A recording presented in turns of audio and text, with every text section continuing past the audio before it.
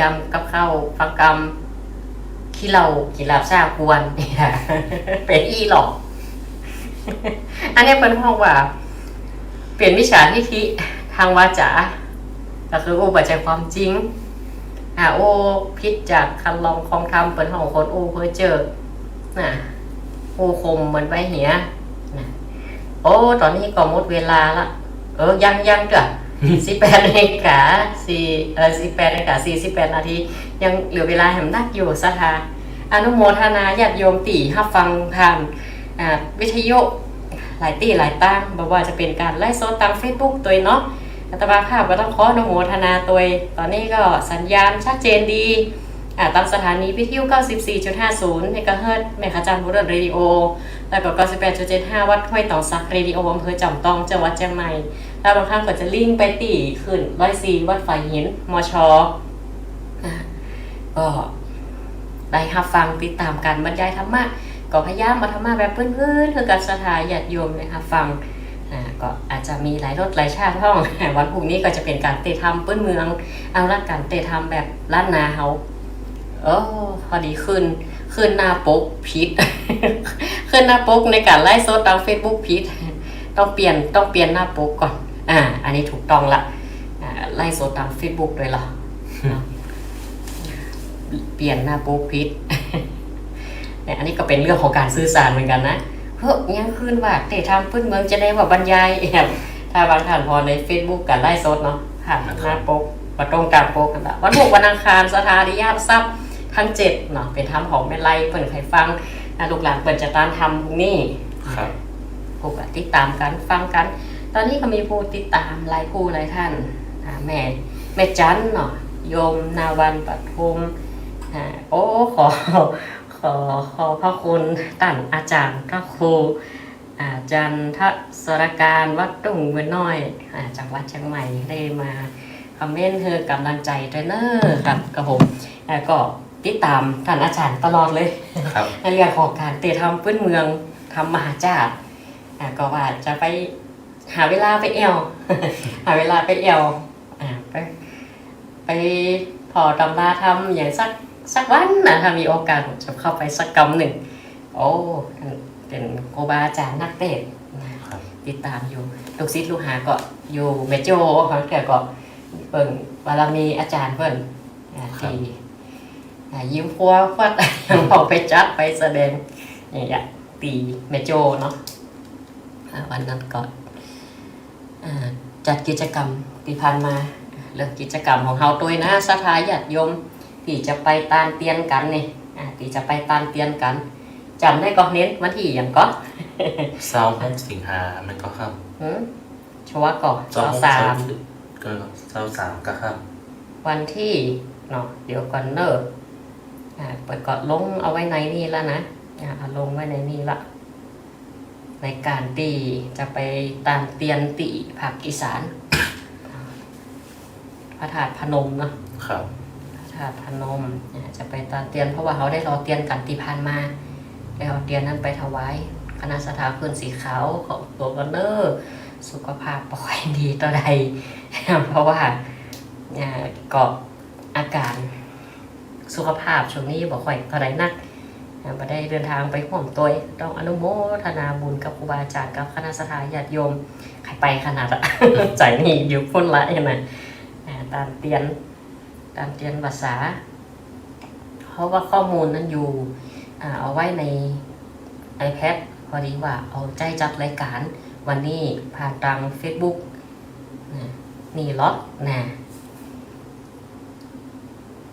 ก็จะได้ทำพิธีรอเตียนเป็นตีแล้วก็ตีวัดอรัญญวิเวกคีรีม่อนจอมพอจะไปตามจำนวน9วัดในพื้นที่ภาคอีสานในวันที่23 24 25 สิงหา2567ออกเดินทางวันที่23 สิงหาเวลาตี 4สถานที่จะไปห่วงอาหารก่อนราคากันเนอะสถาเฮาก็เป็นข่าวสารงานบุญนี่ก็ได้ได้จ้ากับญาติโยมได้นำหลักมงคลชีวิตมันเป็นหนทางแห่งความเจริญซึ่งตรงกันข้าม กับอบายมุข ครับ คือหนทางแห่งความเสื่อมพระพุทธเจ้าว่าหนทางแห่งความเสื่อมน่ะมี6อย่างในคำสอนมีอย่างห้อง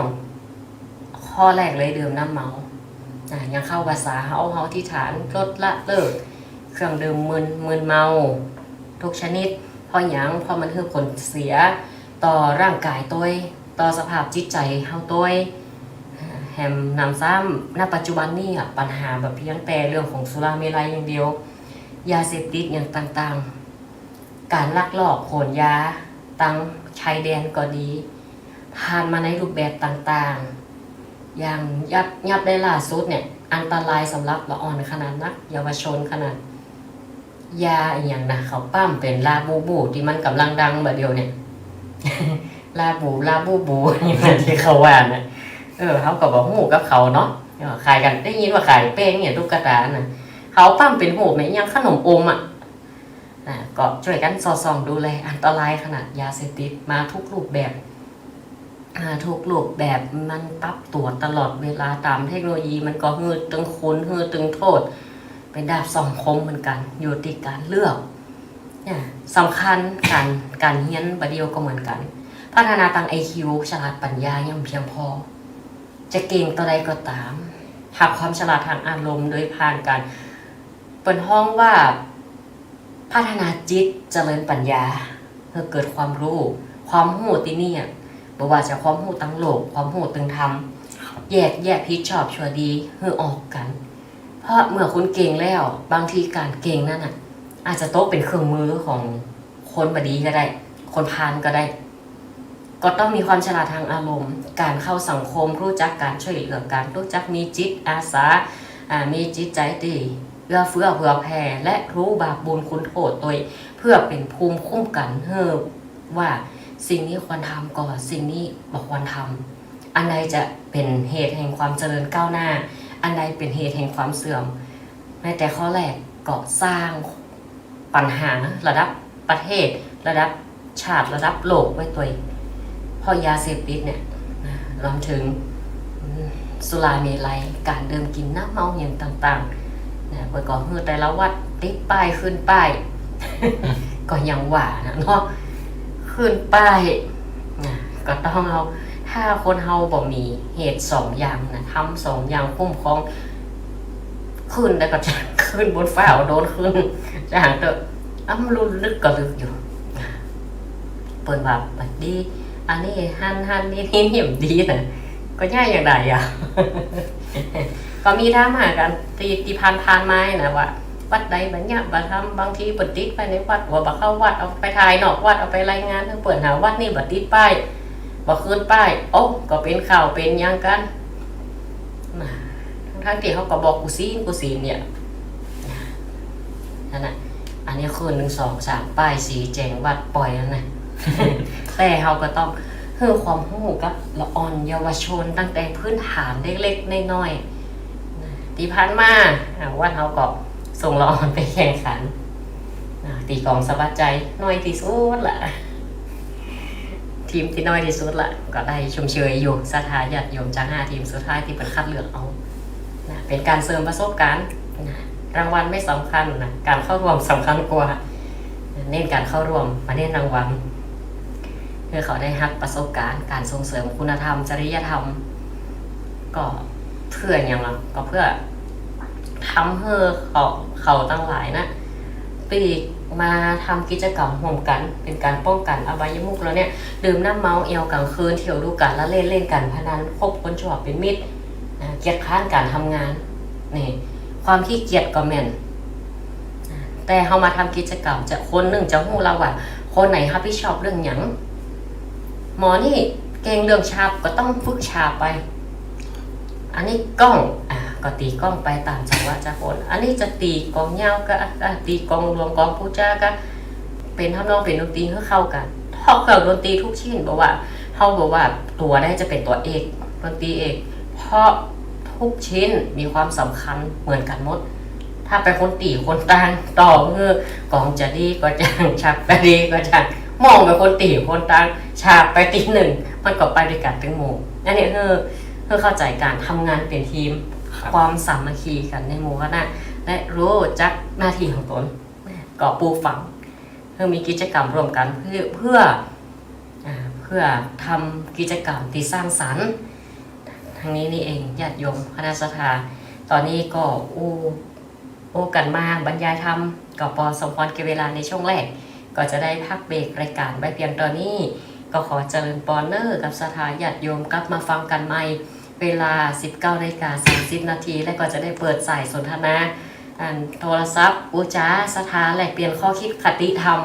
ในช่วงของรายการธรรมะบันเทิงใจช่วงที่2พักเบรกครึ่งชั่วโมงสถาจะเปิดฟังฟังตังไลฟ์สดจะเปิดฟังบทธรรมะไปตัวก็ได้ทานช่อง YouTube หรือ Facebook ตีได้ไลฟ์สดไปตัวอาตมาภาพก็พักเบรกรายการเพียงเก้าอี้กันเนอร์ก็ขอเจริญปอน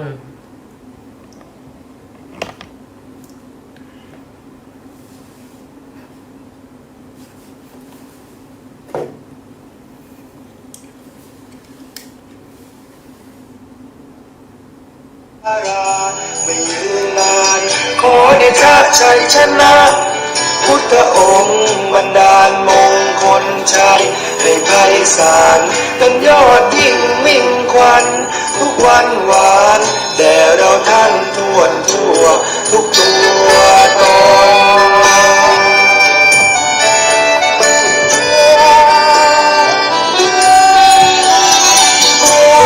นชัยมงคลทั้งแปดนี้บุรุษสตรีเช้าค่ำคอยพร่ำบ่นจะห่างไทยนาในสากลถึงวิมุตติหลุดพ้นทุกคน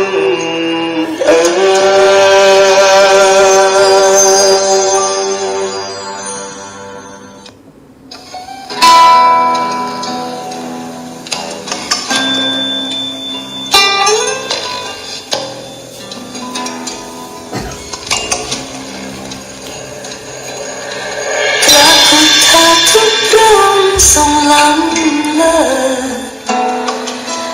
ทรงดื่มรสธรรมประเสริฐสัจสิ่งประทับเนื้อพลังใจไล่ภัยรีคืนมารร้ายใจอับปรีพร้อมเสนา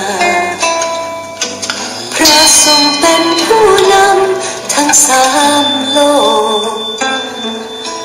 ทรงดับทุกข์คลายโศกคนทั่วลา